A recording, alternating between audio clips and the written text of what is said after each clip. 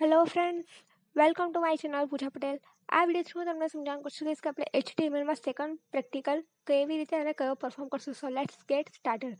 જે આખું મારું આ જે ટેગ છે સ્ટાર્ટિંગના HTML હેડ ટાઇટલ /હેડ બોડી અને લાસ્ટમાં છે /HTML, એ બધું હું એમને રહેવા દઈશ. સૌથી પહેલાં તો એનું ટાઇટલ ચેન્જ કરી નાખીશ. ટાઇટલ ચેન્જ કરીને હું લખીશ હેડિંગ એક્ઝામ્પલ. એન્ડ હેડિંગ એક્ઝામ્પલમાં હું બોડીની અંદર 6 અલગ અલગ પ્રકારના હેડ્સ આપીશ. કેમ કે HTMLમાં H1 થી H6 સુધીના જ આપણને 6 અલગ અલગ હેડિંગ સાઇઝ મળે છે.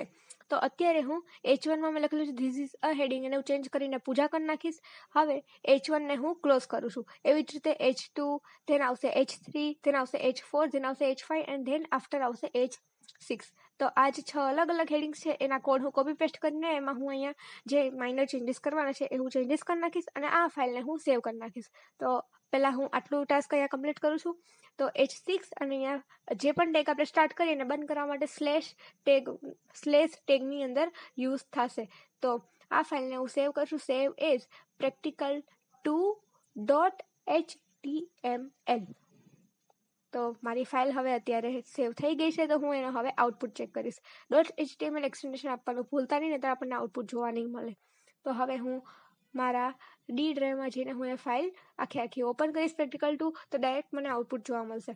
જે આઉટપુટમાં જોવા મળે છે H1 થી લઈને H6 સુધીની હેડિંગ સાઇઝ.